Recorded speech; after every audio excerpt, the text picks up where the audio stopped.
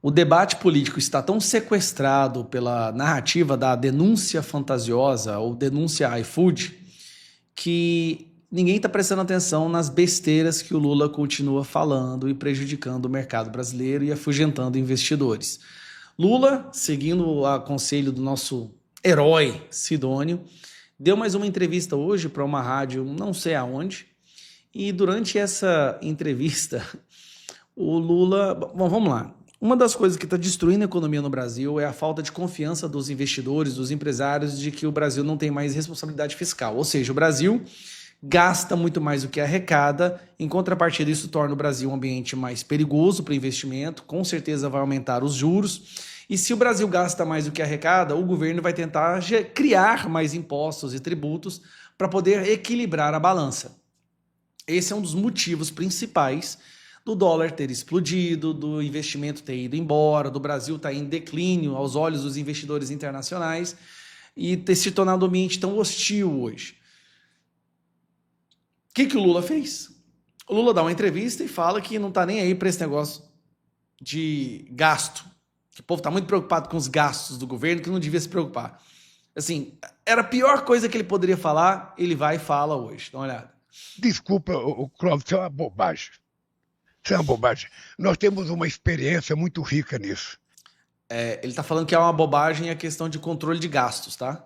Você vê que nós ouvimos esse ano inteiro a discussão, déficit fiscal, o governo está gastando muito. As estatais estão com rombo recorde, o Brasil está com rombo sim, nós estamos com recorde de endividamento, mas para ele isso é bobeira. O que aconteceu no final do ano? O déficit fiscal foi 0,09%. 0,09% é zero. Não foi 0,09%, tá? Foi 0,9%, mas na verdade isso não é real, isso aí é uma fabricação do governo, pegando dívidas do ano desse ano e jogando para o ano anterior. É o que ele sempre faz, né? Aquela coisa que chama fabricar os livros. Para você poder escrever 0,9, tem mais 0 do que 9. Então, porque sabe o que acontece, Clóvis? Ninguém tem mais responsabilidade em fazer as coisas acontecer de forma correta do que eu. Assim como não existe alma mais honesta no mundo do que ele. Eu aprendi economia com a mulher analfabeta. E que ela falava, meu filho, você não pode gastar o que você não tem. Se você for gastar alguma coisa que você não tem, é para construir um ativo que vai melhorar o seu patrimônio. Cara, mentir usando o nome da mãe dessa maneira é uma das coisas mais perversas que uma pessoa pode fazer. Primeiro ele fala que a mãe dele é analfabeta, depois ela fala em ativo, patrimônio. Nossa senhora, como é que mente usando a mãe desse jeito, cara? Ora, se você vai fazer uma dívida para comprar uma casa, tudo bem. Se você vai fazer uma dívida para comprar um aparelho para sua casa, tudo bem, um aparelho doméstico. Mas você não pode gastar à toa. Na presidência da República, você tem que fazer a mesma coisa. Você não pode gastar aquilo que você não tem.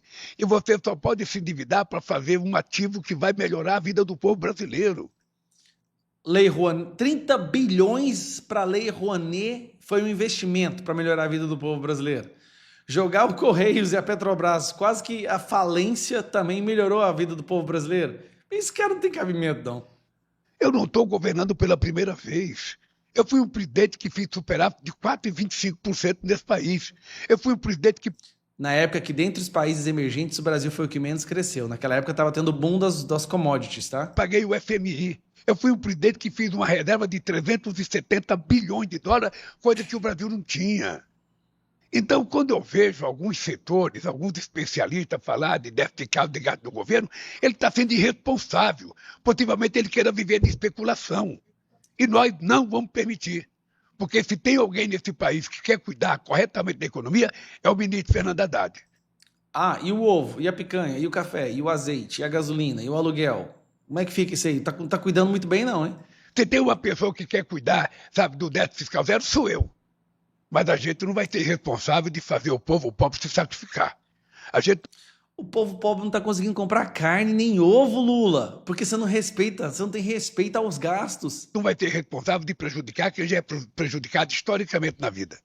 É por isso que eu digo sempre, quando for falar de educação, não fale em gasto. Eu estou fazendo mais 6 institutos federais na Bahia, no Rio de Janeiro. De 51, eu e a Dilma fizemos 29 e agora eu vou fazer mais 6.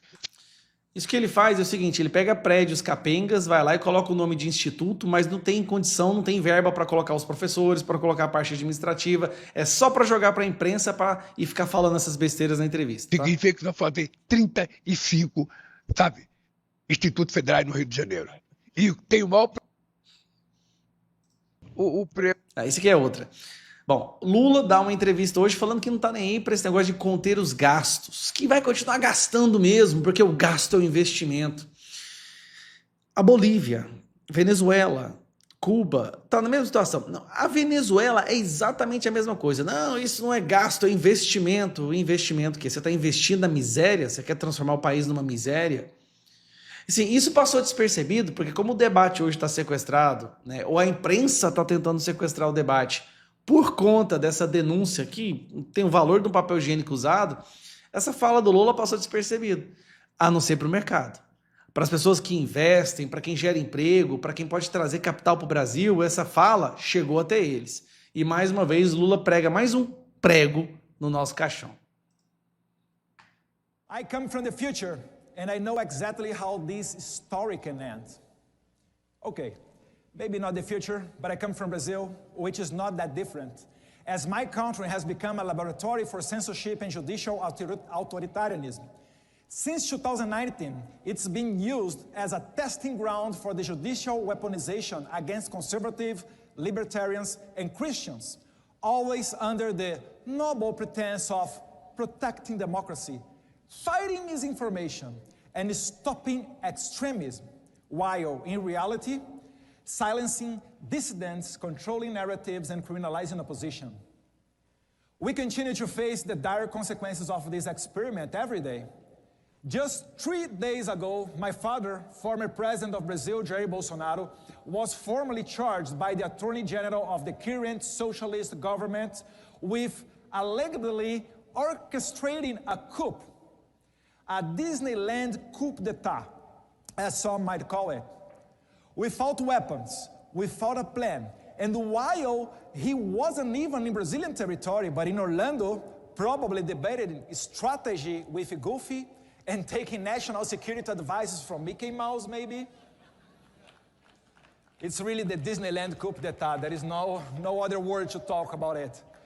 This baseless accusation, entirely devoid of evidence, is nothing more than a tool to neutralize political opposition. It mirrors the same tactics used against the opposition in Cuba, Venezuela, and Nicaragua.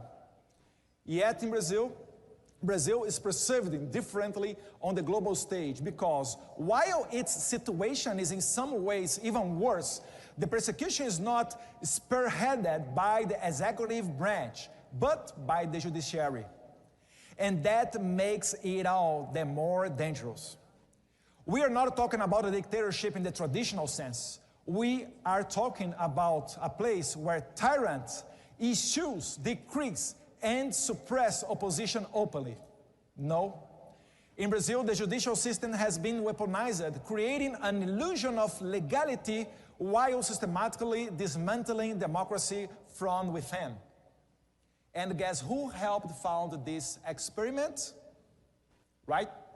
Agencies like USAID and NED, institutions supposedly dedicated for promoting democracy, but in reality, channeling resources into censorship, judicial overreach, and political persecution in my country. Let me introduce to you a man named Alexandre de Moraes. He is not an elected official. He is a Supreme Court justice who has given himself unchecked power to decide who can speak, who can run for office, and even who can go to the prison. Under his watch, Brazil has become a country where social media platforms are forced to silence opposition voices or face billions in fines. Judges and bureaucrats, not the people, decide who is fit to run for office. Congressmen like Daniel Silveira are thrown into jail for so-called opinion crimes, receiving an outrageous sentence of 8 years and 9 months behind bars, simply for exposing his views in a video, a punishment more fitting of a totalitarian regime than a democracy. And, as I said, even the former president, Jair Bolsonaro, is at risk of being arrested on the same kind of bogus charges used against opposition leaders in Venezuela, Cuba, and Nicaragua. But it doesn't stop there. The judicial system has become an instrument for persecution at every level. Political parties that challenge the status quo are harassed and investigated, and some of their candidates are banned from competing fairly in elections. Independent journalists face exile or worse, imprisonment for exposing government corruption or criticizing the judiciary. Ordinary citizens who dare to express dissenting opinions on social media find themselves banned, fined, or even arrested. This is not democracy. This is a judicial overreach. This is lawfare.